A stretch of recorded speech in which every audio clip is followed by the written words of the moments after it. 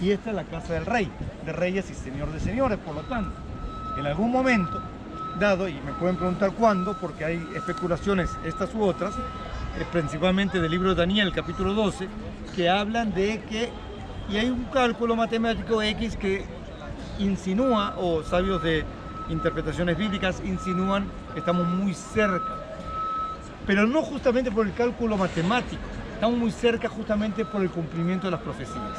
O sea, la cantidad de profecías cumplidas, si es viendo a los judíos volver a su tierra, si es viendo florecer el desierto, si es viendo a los ancianos y los jóvenes caminando en las calles de Jerusalén como se nos había prometido, aun cuando ésta estaba destruida, si es viendo cómo parejas se casan en Jerusalén, cuando en la séptima bendición que se le da a los novios, se les recuerda que Jerusalén está destruida, no hay animales, no hay personas, no hay nada, pero aún se oirán voces de gozo y alegría, voces de novios y de novias. Aún, ¿cuándo es ese aún?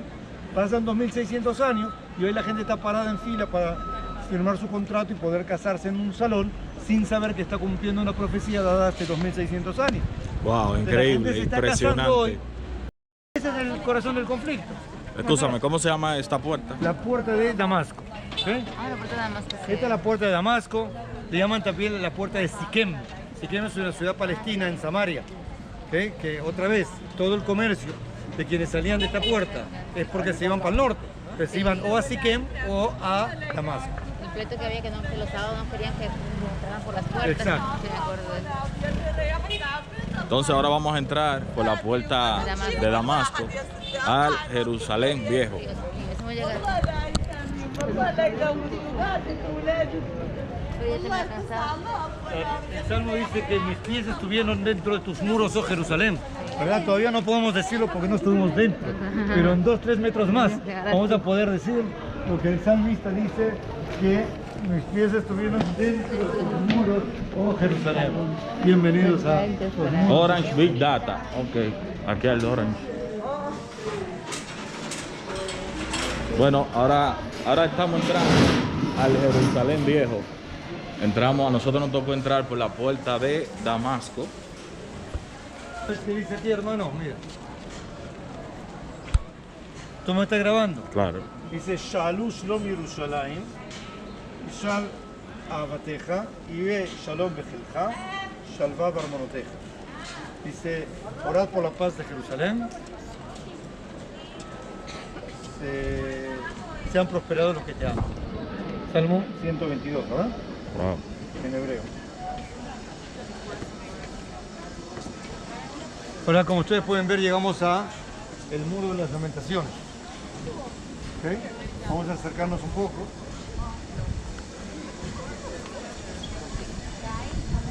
Está muy concurrido, bueno, siempre. Sí. Karina, ven para...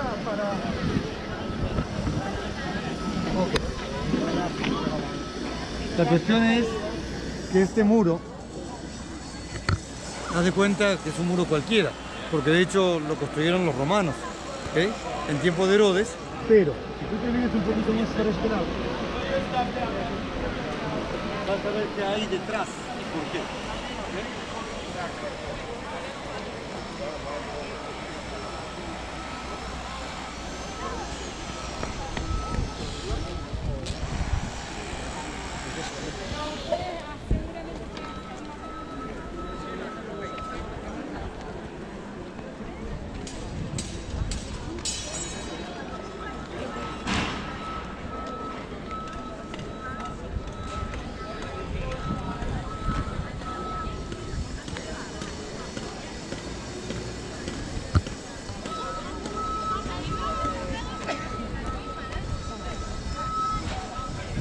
No es un buen ángulo para tomarle fotos porque ya la van a ver de otras partes. Está bien.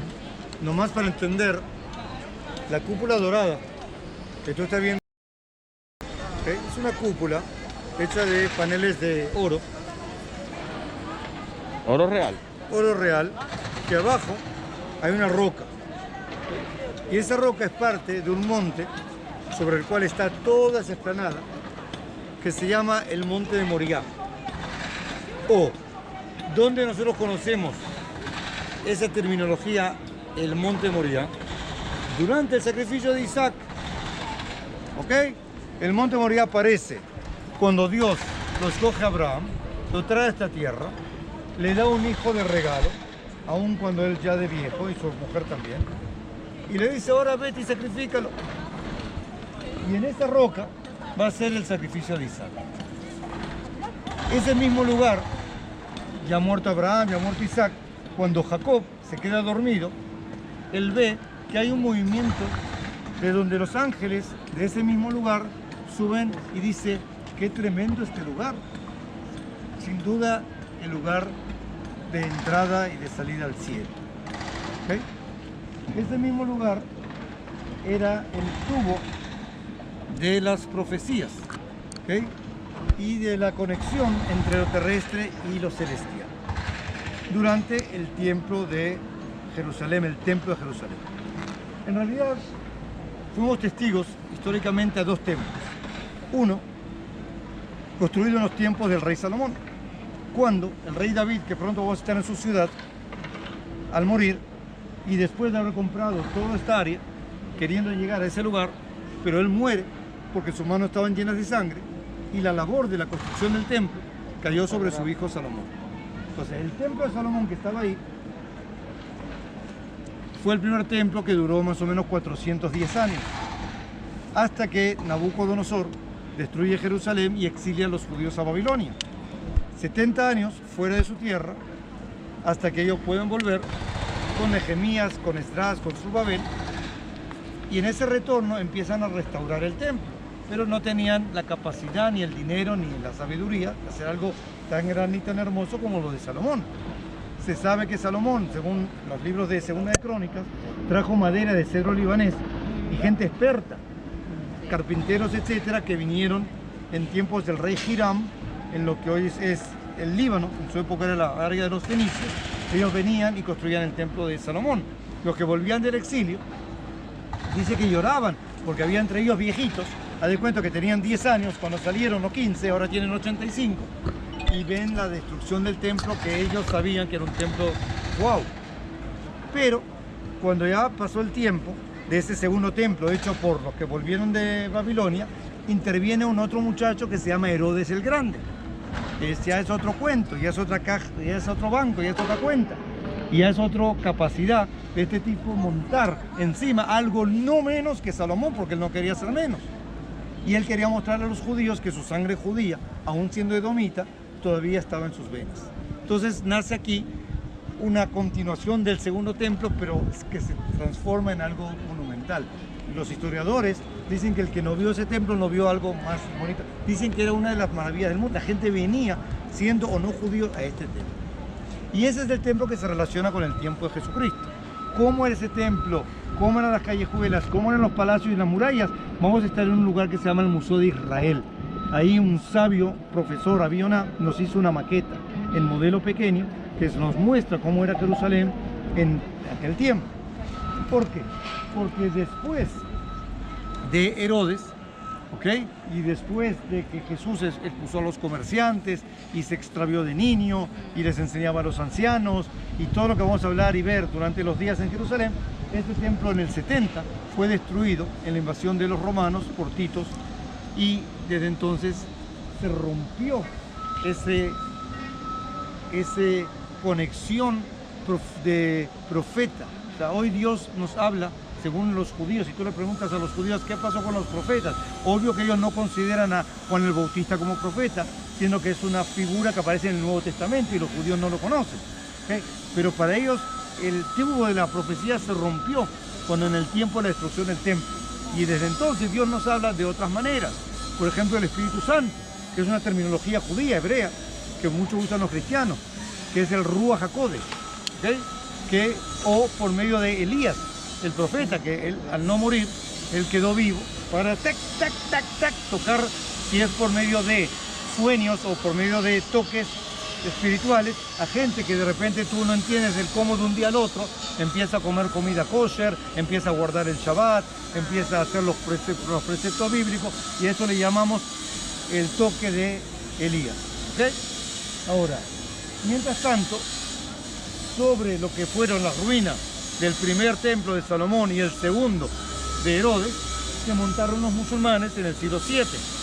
¿Vale? Ya en el 691, bajo el gobierno musulmán, construyen la cúpula dorada por encima de lo que ellos consideran haber sido el lugar del sacrificio de Ismael.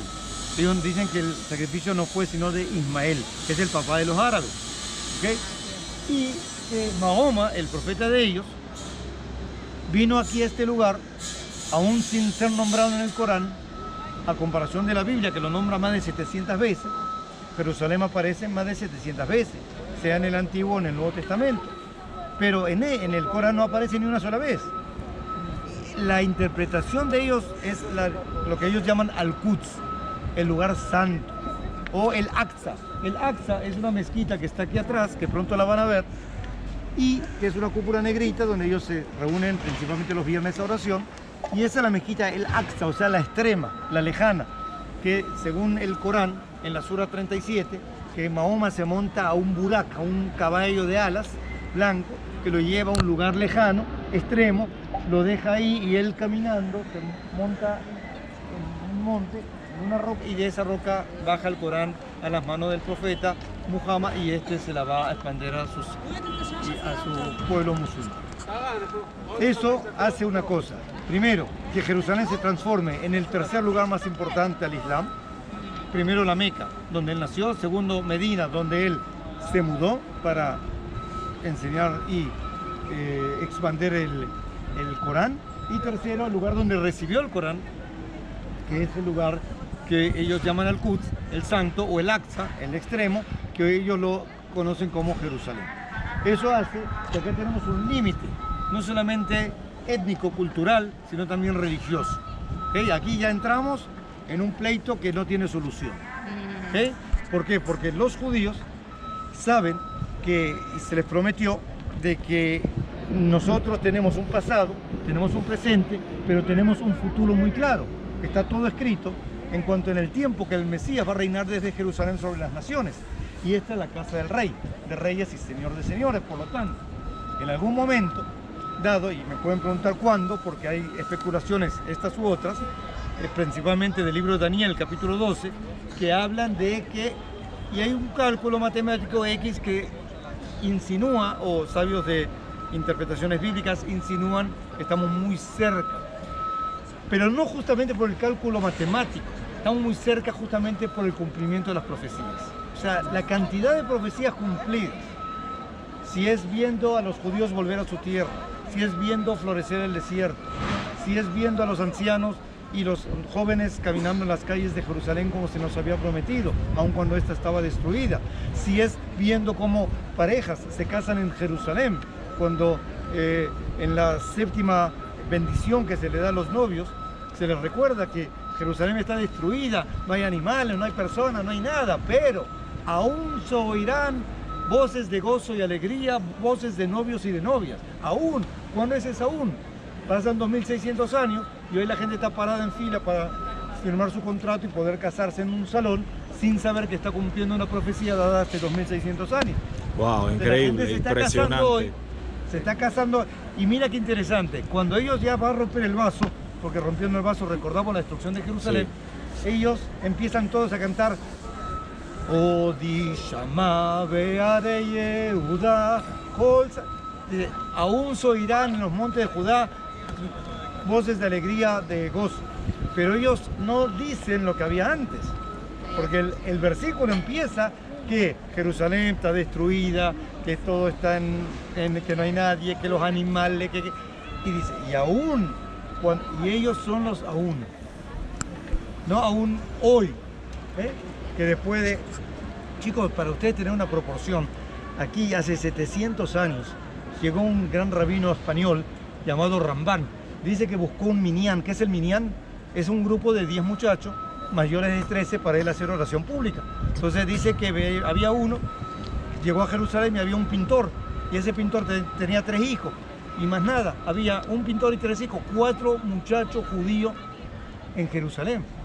Entonces, imagínate a ese rabino, que conocía la Biblia como tú conoces la palma de tu mano, él sabía que iban a llegar días de gozo y alegría, ¿Pero cuándo? ¿Con quién? Porque si aquí no hay mujeres para hacer casorio, ¿quién se va a casar aquí? Pero él tenía la fe de que un día, porque estaba prometido, iba a haber voces de gozo y alegría. Entonces, poniendo las cosas en términos del tiempo, aquí hace 100 años había muy pocos judíos, hermano. Y hoy somos, wow, hoy somos como 7 millones. O sea, de hecho, cuando se estableció el Estado de Israel en 1948 había 500.000 judíos. O sea, se multiplicaron a ser 7, 8 millones de judíos, que no todos, pero lentamente han vuelto. ¿Ok? Y eso hoy es parte de la profecía. ¿Ok? La profecía, a propósito, dice el profeta, describió cómo iba a ser el regreso.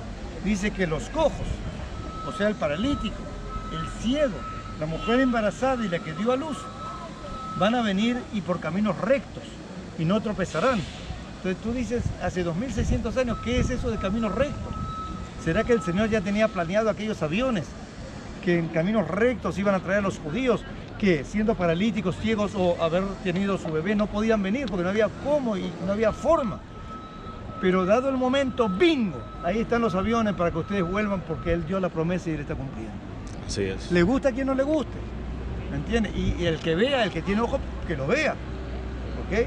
Porque eso es que nos acerca al tiempo que aquí se va a restaurar toda esa historia futura que todos al fin y al cabo estamos esperando, porque dice que su conocimiento va a cubrir el mundo como las aguas los océanos y desde Jerusalén. Y el inglés va a preguntar, ¿y por qué no tenemos un primer ministro nosotros? ¿Y por qué? No, nosotros queremos aquel Mesías, aquel rey de los judíos, aquel rey del universo.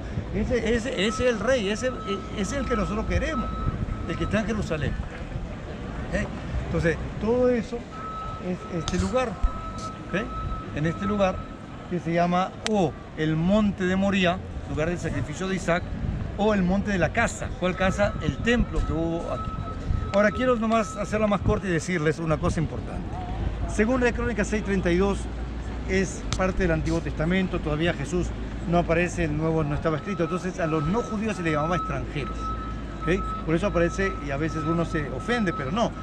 Ustedes dejan de ser extranjeros con Jesucristo. Una vez que implantados al pueblo de Israel, por medio de él, ya no son más extranjeros. Pero en el Antiguo Testamento, aquel que no era judío, era llamado extranjero. Y según la Crónica 6:32 dice que también al extranjero que viniera de lejanas tierras, o sea, la República Dominicana, Colombia, cual sea, lejanas tierras, dice, y a causa de tu nombre, porque ustedes no vinieron aquí a causa del nombre de Alejandro, a causa del nombre del dinero, a causa del casino o a causa del turismo popular, sino ustedes vinieron a dar gracias a Dios. O sea, que a causa de tu nombre, que vengan de lejanas tierras y eleven sus oraciones ante esta tu casa, tú harás conforme a todo lo que ellos te pidan. Y bueno, entonces este es el momento de acercarse al muro, quizás por primera y quizás no por última vez, porque vamos a volver aquí seguramente, y darle gracias